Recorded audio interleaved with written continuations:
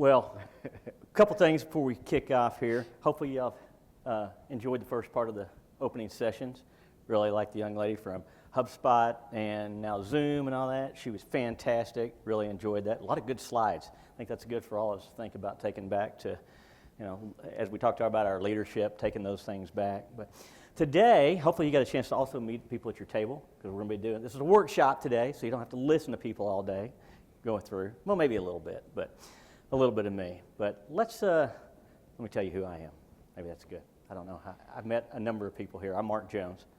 I'm a CAE, Certified Association Executive, which is great. Been in the nonprofit and association world for a lifetime. That's the easiest way to say that. And one thing I really want to say is we have, as you saw from the main session, we've got a lot of focus right now as one of our product lines, as we call it a product line, but focus on the association and nonprofit membership-based organizations. And that's a huge deal for us. And thank y'all for showing up for this. We've got another great session tomorrow with our Tisha Moore, our CEO of Association Forum here in Chicago, and Jeff Cobb, one of our leaders and strategists in L&D, to have a panel tomorrow. But this is important conversations for us as learners. We've got a number of ecosystem partners here that are around our table over here. So get a chance to meet everybody. This is about a community. This is about a group. We know associations where it's about relationships and building and using each other for best practices and thought leadership. So just want to kind of touch on that as we go forward.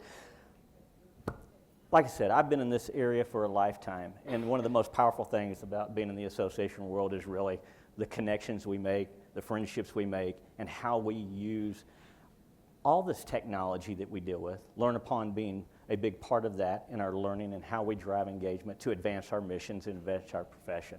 And so that's the exciting part for me. It's what I do and what I love. I have a passion for it, and that's why they brought me in to about 9 months ago to be the global director over the associations, this particular focus for LearnUpon on association and what we call associations and memberships.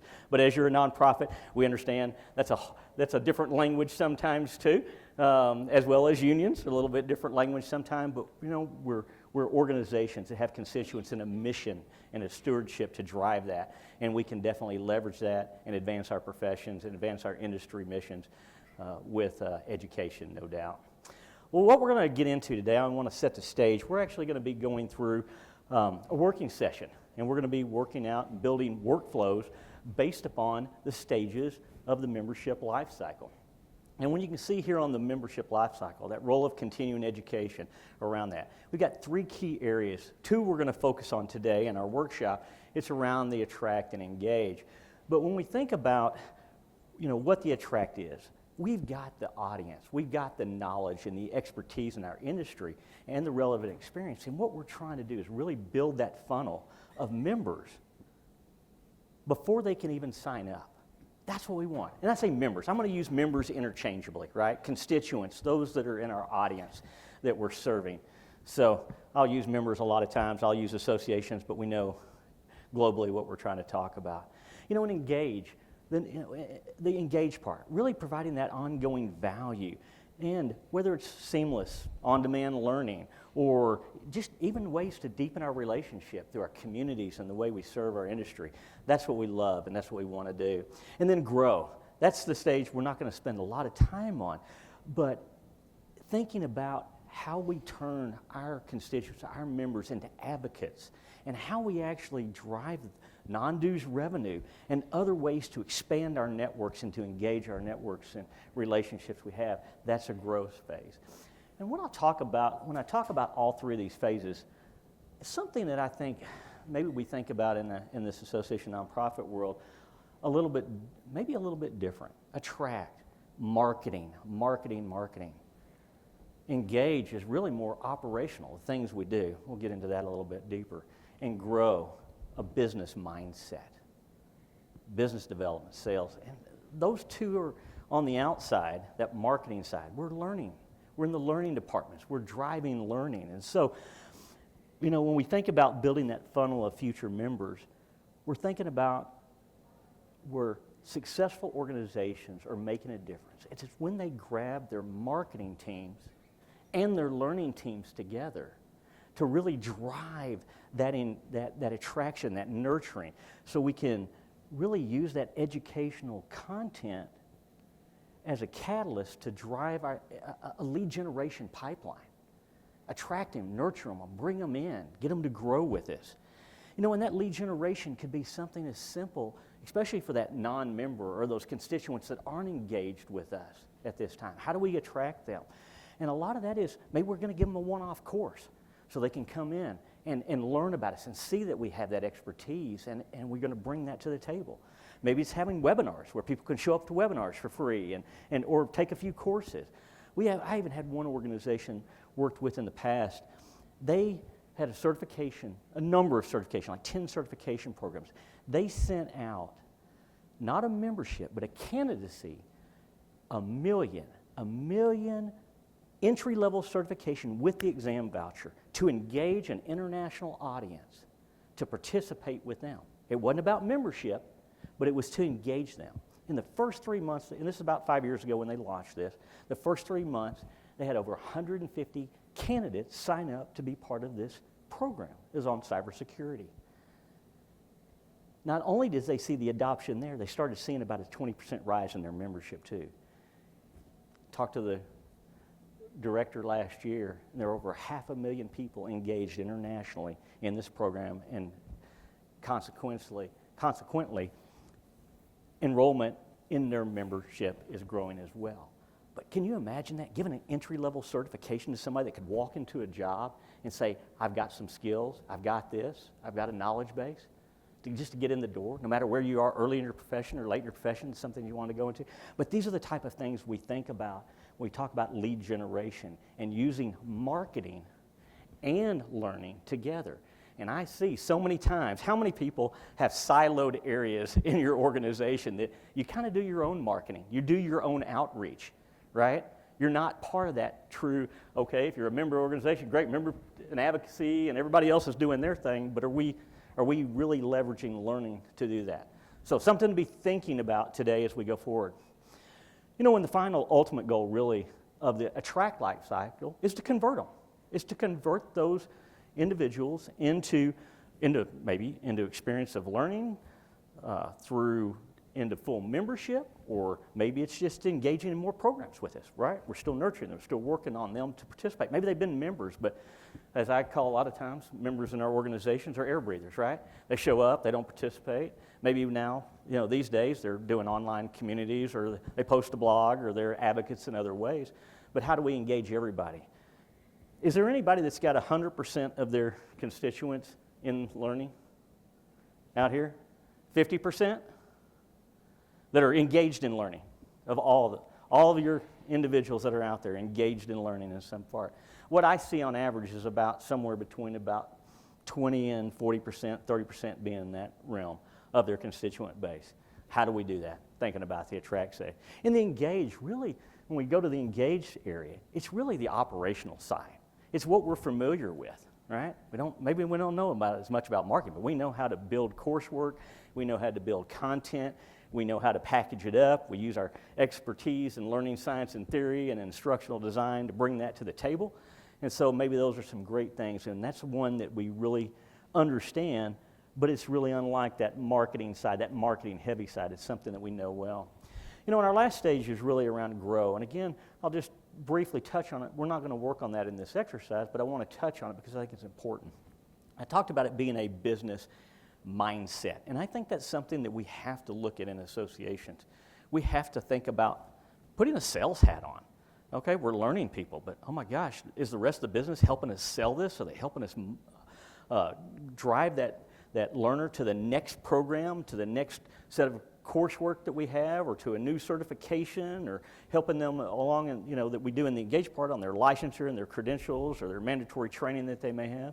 But we need to think about grow as that personalization. This is why you're hearing so much around what we're doing in Agenic learning and the tool sets that we're bringing in place, is to really think about that personalization. How do we make that individual think it's about them, it's unique, it's personalized for them, where they can go on their journey they want to, even though there may be structured paths or other areas that they need to evolve into because of licensure or regulatory compliance or just maintaining their certification. But people want to explore, they want to grow, and so we got to make it personal. We can't do it generic. Just like your marketing can't be generic today, it's got to be personal. Revenue and upselling. I think that's a very important part.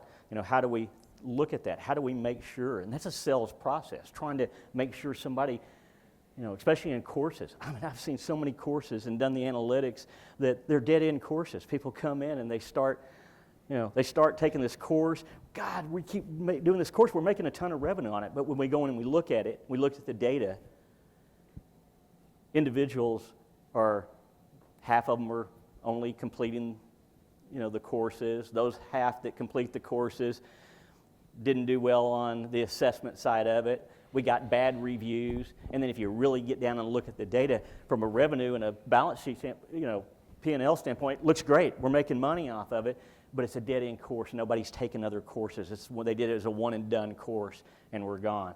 So we've got to start thinking really with that mindset of how do we make sure that not only are we taking care of our content to grow, but we're also giving them the path to go as well.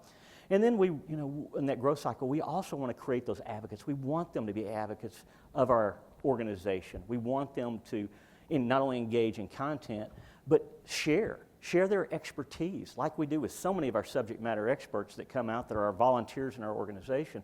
We want them to drive that engagement. We want to drive that advocacy and really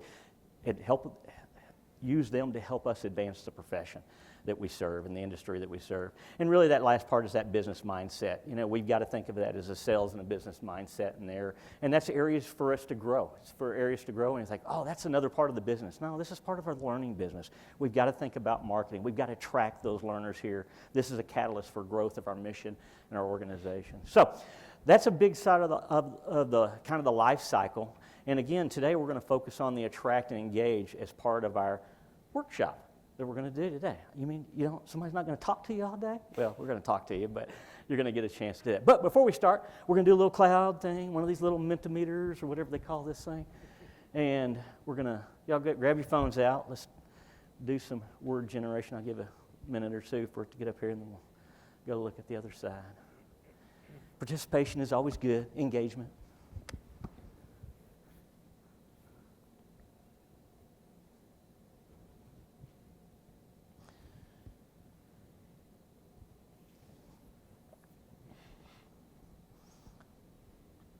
Everybody got the phones? All right. Well, y'all are putting in your answers. I'll see if I can.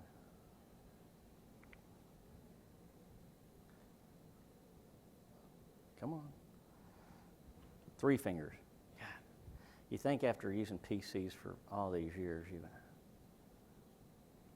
there we go. Ah! I never know if it's 2 fingers, 3 fingers on these MacBooks. They're really great. They're not as heavy. They don't have fans on them, but still, if you've been a PC person, that's kind of a lot of things to learn. All right, what do we got? Marketing, number 1. Funding, ooh, that's good. Content, staffing, budgets. Lack of growth strategy, internal alignment. Workloads, no staff bandwidth. Oh, thank you for whoever put that in there. Aha, there you go. That's awesome. Limited resources. How many hats do we all wear, right? This is a fun space. And, we've got 2 great leaders that are going to be talking with y'all the rest of the process. They're part of our product and product management team, and they get to hear a lot of this. This is such a unique industry, and I think the more we talk about it, the more our whole business understands some of the nuances that we deal with and the personas that we deal with, that it'll be exciting transitions over here over the period of time. But all right, let's see. Time, content, ramping up content, creative thinking. This is executive support. There you go. I'm surprised nobody has said anything about the board, our board of directors, our governance structure. Come tomorrow, we'll talk about that a little bit. It's important. Think about what we just talked about in our general sessions about AI. And where we're going, not only as just every organization, but here at LearnUpon. What are we doing with it? How do we do that? We've got a lot of things to think about from a governance standpoint and how we adopt and how we move forward too. and it's got to be thought of, and because it will affect our learning and our strategy and our bandwidth as well. All right, swipe, swipe, swipe. Great job, everybody. Great job on that. Okay, workshop time. Workshop. Let's go. Which one of you is going first, Jeremy? I'll let you introduce yourself and go for it. Hi, everyone. You got your mic on? I do. Yeah, we're good. Hi, everyone. I'm Dermot Began. I am the Director of Product at LearnUpon. I've been at LearnUpon about 3 years, and I lead the team of product managers that are, I guess, building the next kind of generation of our products. Caroline just took the main stage to talk about some of the enhancements we're making. So things like HubSpot, eCommerce, all reporting that Owen will talk to you about as well. All those areas are relevant, obviously in this space, but across all of our 3 product areas as well. So super excited to kind of get some hands-on with you all today. Owen, do you want to introduce yourself? I will. Dermot's my boss, so he forces me to wear the same outfit. It's the uniform. It's the uniform we have to wear. Yeah, we're kind of working through a HR process on it. Yeah, so I'm really happy to be here. I'm in LearnUpon 11 years now as of yesterday, and thank you very much. I suppose just for this topic, the reason this really interests me is I started in LearnUpon as a salesperson. There was 6 people in Dublin, there was 13 in the company. So you can imagine the thing that's filling my career or my opportunities were leads, interest in the product. And at a certain point, I became frustrated with the awareness and the marketing. And at that time, I had a direct line to the CFO, and I was complaining to him. So he said, "Cool, move into the marketing team and fix it." And I had a career change, which is, made in the pub. In the next couple of years, we grew the organic traffic to our website 50 times over, and we increased the traffic to our website from a paid perspective while keeping within a very small budget. And the one thing I would say to you is it's not rocket science, the simple things work, and I wouldn't be scared of the word marketing at all. It's usually fixing a break in the user experience. And learning and development professionals understand that deeply.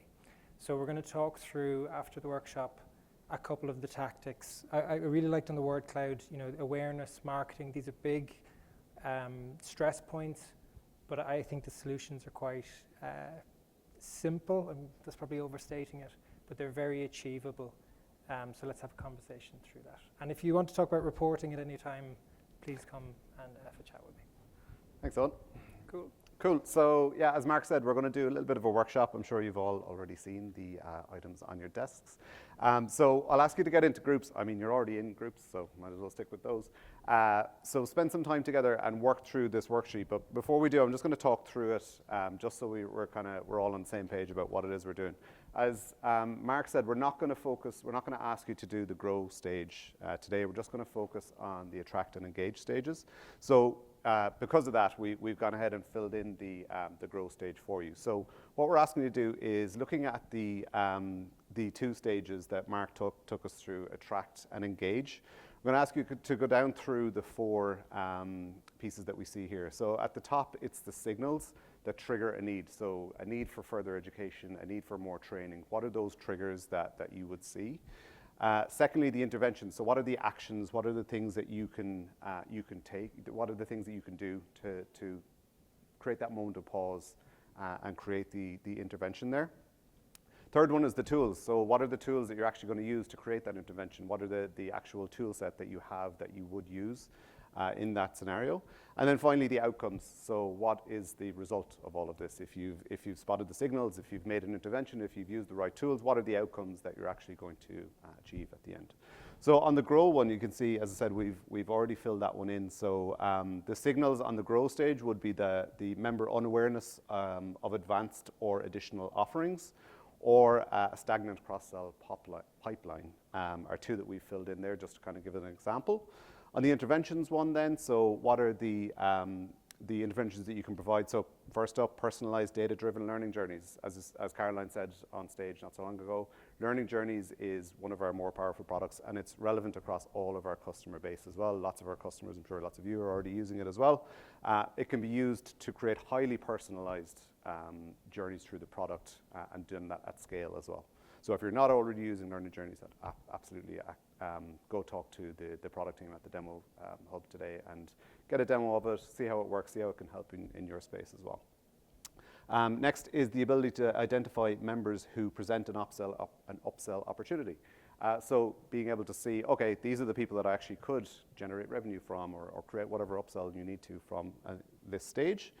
In terms of the tools then that you could use, so again on the grow stage would be an LMS, whichever one you choose. LearnUpon is a good one I'd recommend, but you can choose whichever one you want. With an automated enrollment triggers, so obviously being able to take your personal, your user data and create triggers based on that. So if it's groups of people, if it's different attributes of different custom user data, whatever it happens to be, but using that data to create those automated enrollment triggers and take the manual effort and manual workload out of that in every scenario.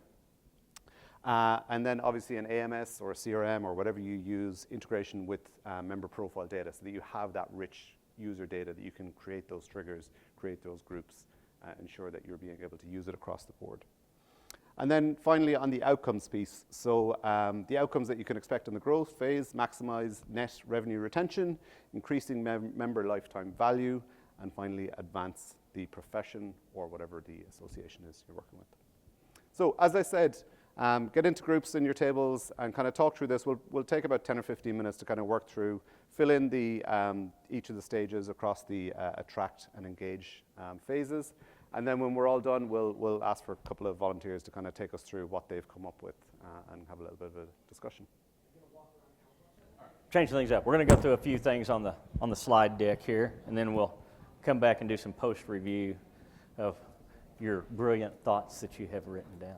Yeah, sorry. Owen, go ahead. No, you're good. We're trying to keep things on track. We're changing on the fly. In terms of the schedule. Okay, cool. So we'll come back to the viewpoints on this and everybody can have a discussion.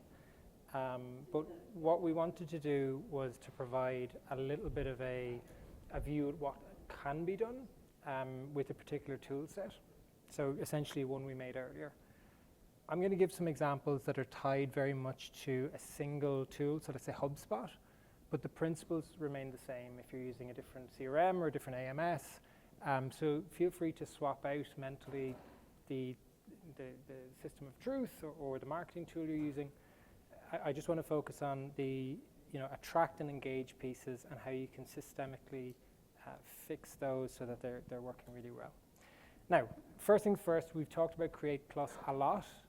And I'm not going to go into much detail here. You saw Caroline talk about it. Go to the demo hub if you haven't experienced this.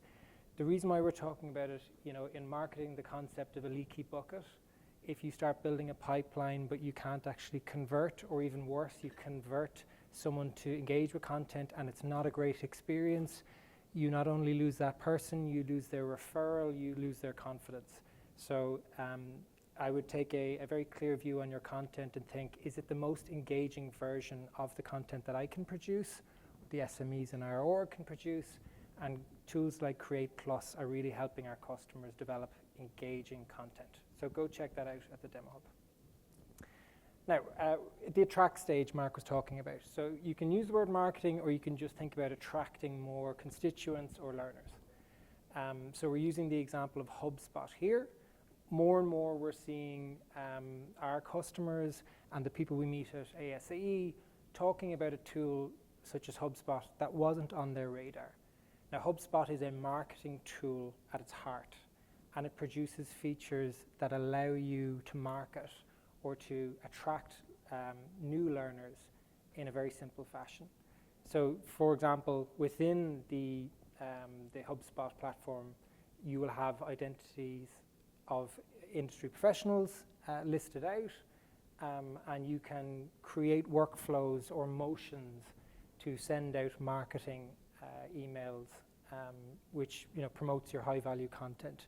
It does a lot of the structure for you. So if you're not a marketing person or you have a marketing team but they're very busy, it gives you that structure. And I will say to you as just a little tip, if you're concerned about things like how copy is written in emails, how should I, subject line, all of that stuff is better handled with a tool like Gemini now. All marketers are using Gemini, Claude, etc. That's why they're ahead. They just are ruthless about using the newest, best tool. And I know this from a point of view, if I was doing SEO, I would not do it manually. I would get an AI tool to do it, and I would review it. So spend less time thinking about how to write those emails and more time reviewing what an AI tool does. It means you're reaching out. So the HubSpot triggered motion reaches out to the right people at the right time. And I know in a session we had this morning, USA Football identified a peak time of activity, and that's when they started to push out those campaigns, and that was really successful. So once you get to grips with this, you'll get really tactical and really get into it. If you want to learn more about HubSpot, go to the demo desk and chat to us, and we'll give you more info. Still in the attract stage, you're talking about monetization, and sometimes, that can be something that learning and development people, that's not their immediate priority, which is great. But the monetization really is like, how do you give learners a great experience? A great experience drives revenue. It's as simple as that. So how do you do that? You need a storefront that matches your brand, that is, it's fully tailored, it's impressive. And so, their first impression is excellent. And it needs to be simple experience. They shouldn't have to figure out how to buy. And when they have decided they want to buy, you need to have buying options. That's key to all marketing. Make it easy for me to pay you money. That's, it is actually that easy. So whether it's individual purchase, bulk purchase, or subscriptions, which we're working on right now, that's going to be an exciting new feature for us. You're going to be able to attract, and then we'll talk about engagement. Subscriptions is a great way to continue that engagement. Conversion, so we have that pipeline view of, you have all the industry professionals you could ever cater to, and then you have the ones that respond to the email, and now you want to get into that conversion piece where there's a purchase, and you can see the end-to-end journey. We were just talking at the table there, whether it's a voucher, sometimes you have to go with an offer, a value proposition. So in that triggered email, give them a reason to make a purchase or to investigate more. Tip them over the edge with, an offer, a percentage off, something like that. And what you'll see is that they will come back, they'll refer others, but just make sure that they can get end to end. Give them the voucher, make sure it works, make sure the purchase goes through. That's the key thing, is making it easy for me to pay and get involved. Once they're through and they're into the learning platform, into the hub, you're now into the engage phase, and Mark mentions it's more of an operational aspect. This is where you are all experts in terms of the actual learning piece, but engagement is really hard. It's for everybody. Even the customers with the highest engagement levels in LearnUpon, they still struggle because they don't understand certain cohorts. Nobody understands Gen Z. Nobody. So how do you tailor content to them? So what you need to do is an intuitive experience. Keep it really simple. They log in, they can find everything, and we know there's areas of our platform we need to do some work there, and we're trying really hard to get that right. Make it flexible. So if you think about it, you're getting the email. I usually answer my emails on my phone. I get an amazing offer from that triggered HubSpot motion. I'm interested. I see a voucher. I click through. I go to the storefront. I'm going to do all of that on my phone, and then I'm going to have the first impression of the Learning Hub on my phone. I will never do training on my phone. I will go to a larger screen. So it's not so much about learners doing the training on the phone or the tablet. It's about making sure that you have touch points throughout, so that they know their purchase has been good, they have no remorse, and now they're going into that learning experience with a positive mindset. And the first impression is key. We talk about other features like Leah, our AI search agent, and then gamification. You could add in forums. There's lots of ways to engage. I think go to the very top of the hierarchy here and just make sure it's easy to buy, easy to navigate, and get them to the point where they're engaging with a really good course built in something like Create Plus. If you focus on the fundamentals there, what you're going to realize is the engagement you'll get cleaner signals of why people are disengaging. Don't go straight to mobile first learning or things that are driven by blog posts. Nobody has the real answers to those. Fix your funnel, fix your path to the learner actually engaging with the learner. And then, when we talk about engagement courses, so I want to have a really good course experience. I also want to have a really good structure. So learning journeys, we often talk about the admin side or your side, where journeys help you organize a path through for learners where you can, based on certain conditions, send learners to one path versus the other. It's really admin focused. But what you'll find is if a learner is going through a set of pieces of content and is confident in the journey they're on, now you're continuing on that really positive engagement experience. And particularly at the end, they get a certification, some level of gratification. If you keep that consistent in your structures, now I know what I'm getting into, so it reduces the burden on my next purchase. I have confidence I'm going to purchase again and again. And as I say, structure and flow aids engagement. The worst thing that's going to happen is if someone is really engaged in your content and they find outdated content or a structure that doesn't really work. Those are the things that kill engagement. It's not so much the kind of more hype-driven terms, in my opinion. Now, Mark said we're not going to focus on grow, but we're just going to do like 2 seconds on this where you're doing this to grow your organization, your advocacy efforts, the amount of revenue you're driving. So with a tool like HubSpot, where you're plugging LearnUpon, let's say, and HubSpot together, what you want is to have that feedback loop. How many dollars am I generating based on the activities we have done to date? What can I do differently? You need to have the full cycle there to see how you're going to attract more people and engage more. So the member here completes, let's say, a journey. They get their certification, gamification badges pop up, and then what we want to do is sync the data back to HubSpot. And with our integration, that works in real time. So you're going to get a dashboard in HubSpot that shows you all of the metrics you need to know. And now you can sit back and think, right, how do I improve the next time? So it is still really important to think about that growth mindset and working backwards from it.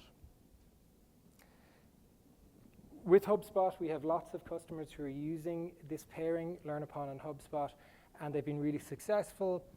It depends on your use case, it depends on your organization.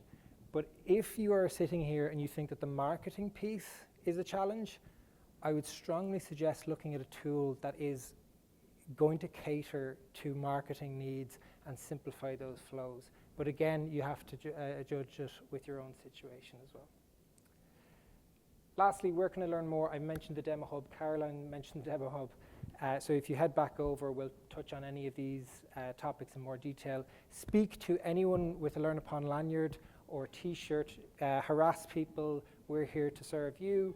And then as well, talk to your CSM. And if there's a topic you want to drill down on with a product manager or someone else, go to your CSM. And get them to set up a call. We can do a conversation about that. If you don't know your CSM, that's a problem. Come to me, come to Diarmuid, and we'll figure that out, and we'll make sure that you're really engaged so they can help you be as successful as possible. Okay? And then I don't know what this slide is, so I'm just going to read it off. Let's keep the conversation going. Okay, so you can scan here, and there's a round table. So feel free to scan that, and you can register. Now, Mark, how much time we have left? I want to get around to the tables here. If we're good to go, why don't you back that up for a second? And I don't know if we've got another. Sure. Is that registering for an exchange round table on June 17th? All right. While Mark, there's just one question, yep, and then go ahead. Yeah, we're going to have to run for another session, so I'll catch you. What's the question, Gordon? We're integrated with HubSpot. Yeah. We really want to leverage those workflows, but I don't really know a ton about how to use our HubSpot. Sure.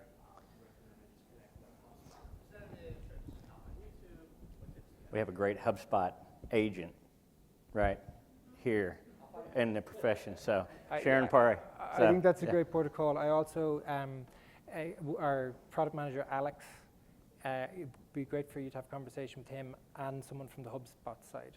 So LearnUpon is the preferred LMS partner with HubSpot. We have a really good partnership. So you can get on a call with both sides and see everything end to end.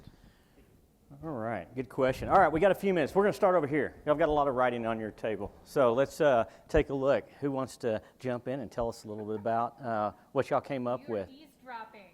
Eavesdropping. No, that's Well, good. it's not eavesdropping. It's All right. like Here you go. that. No. Oh, Here oh. you go.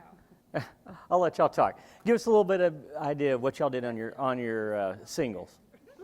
Signals. Signals, we were thinking about, because we're so big, we were thinking about starting with just like one small signal, and one of our signals. Do I don't have think it? This is on, is it on? Let me make sure. Well, that's probably my fault. Okay. Elite user. One of the signals we talked about was our substitute teacher crisis that we're in right now, and how we can help prepare substitutes to walk into a classroom full of children and not like completely ruin everything for the poor teacher. So, yeah, so that's what we thought would be a trigger. I mean, we have a million of them, but that's the one we talked about. Well, that's great. That's great. Yeah. Anything else that you had on your, what was the next stage there? Your in interventions. Anything there?